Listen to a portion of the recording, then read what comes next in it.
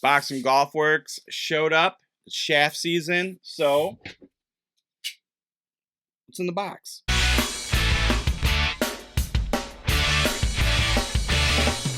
What's in the box? Hey everyone, Bill Bush from DriveRangeHeroes.com, at Range Heroes on all of your preferred social media platforms. This is, of course, That Range Life, a channel sometimes about golf here on YouTube. Do me a favor, right out of the gate, go down below, hit subscribe, hit the bell so you get notified every time we post something here on the channel.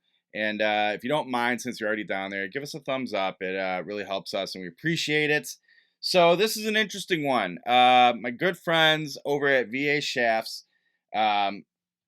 recently, when I say recent, the last few years, brought an old, sort of pretty notable shaft brand from back in the days back to life called Rapport Shafts. So they sort of picked up that business and put some new life into it and formed a partnership exclusively with Golfworks to be the supplier of these shafts and the only place you can get them. So they sent a couple my way to, test out, talk about, and share my thoughts. So without further ado, let's open the box and check them out.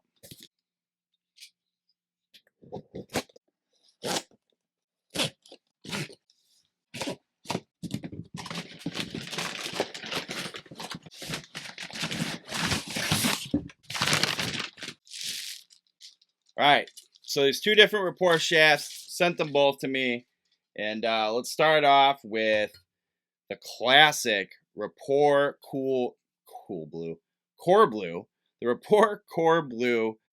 So I don't know a ton about this old shaft, but the Rapport used to have a shaft called the Blue Velvet, and I wonder if this Core Blue is supposed to be a sort of a tribute or throwback to that classic golf shaft. Before my time, I've only seen one in person ever, and basically it was one that someone had sitting around in their storage and probably had seen better days. But maybe I can get my hands on it and try that and post some content around it. But anyway, this new one that you can get today and isn't a throwback uses something called zone frequency profiling in its construction. So basically what that means is different areas of the shaft will have more optimal flexes. So your midsection, your handle or butt section, your tip section will be probably close, but they're going to have a different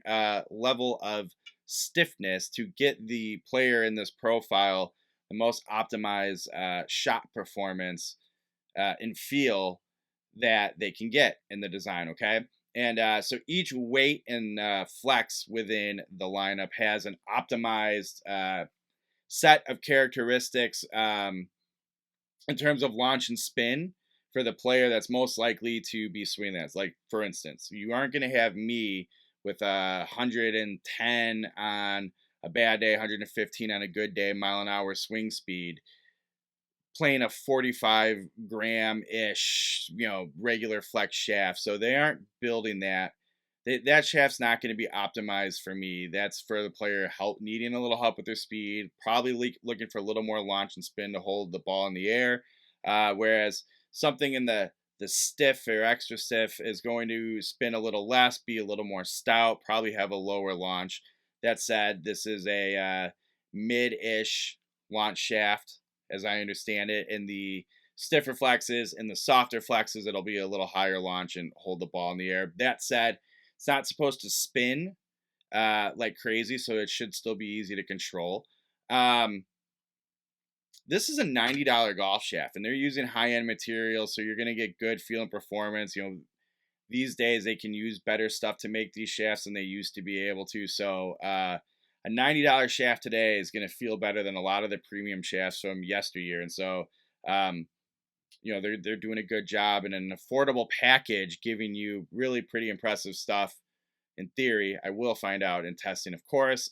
One of the things, and I don't know a ton about this, and this is even though I'm a gear nerd, you think I would, they do this frequency testing, right? So they do like on a 0 and 90 degree shaft plane.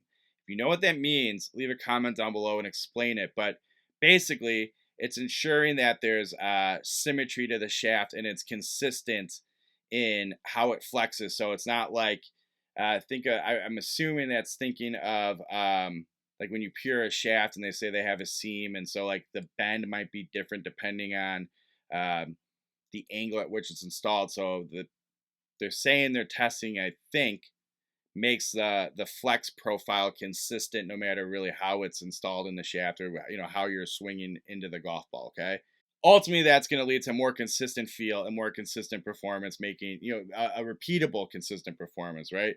That's the idea there. So this core blue is available in iron hybrid and fairway wood slash wooden driver profiles. So, but they do have one designated for fairway wood. Again, $90, pretty good deal, especially if it's any good, which we'll find out at a future date when I do some testing on it. But that's the concept behind the blue. And then you have the core white. So conceptually similar to the blue, except the white, it has a low to mid launch and is designed for players with a higher swing speed. It has a stiffer tip section, so it's going to hold up to that swing speed a little bit better and make it easier for the heavier swinger to control it. Right, if this is too soft, they won't be able to control the ball. They're going to be spraying it all over the place. So a stiffer tip section should help shore that up a little bit. So core white, a little bit lower launching and spinning for players who are looking to keep the ball down and maybe don't need as much help getting it up in the air. You can get this guy for $130 at Golfworks, I believe I saw. So still pretty good value and a nice option to have. I have the Stiff Flex 60 gram here. So we'll see how this one does with me. This one I probably have a better match for, so I'm excited to try it.